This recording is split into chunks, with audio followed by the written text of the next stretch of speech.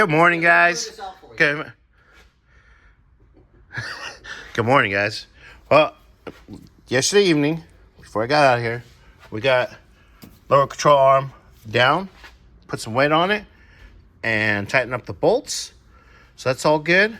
We got the cover back on here, getting ready to grease the ball joints and tie rods.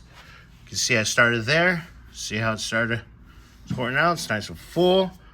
I'll pull that off. Ladies and gentlemen, you can wipe off the excess. You don't have to leave it. I don't know why people do that. It makes a big mess. So we got to do the passenger side. So we were having a little issue with the e-brake. Realized it was ratcheted up. This morning, I showed Scotty how to use the, what's that thing called? Oh, the lever. The handbrake lever. Which is weird because my Corvette wasn't like that. Well, that means somebody did it wrong. I mean, because when you pulled it up, you had to hop over the e-brake. You didn't hop over the e-brake.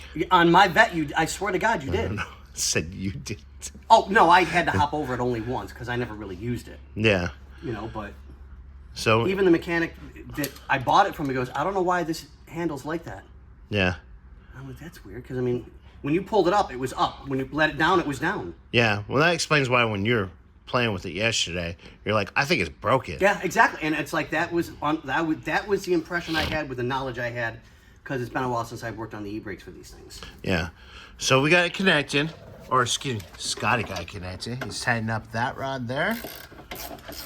Did you already tighten the other side? I got the other side tightened up, so all I have to do is hook up this cable right here, and the e-brake will be done. Cool.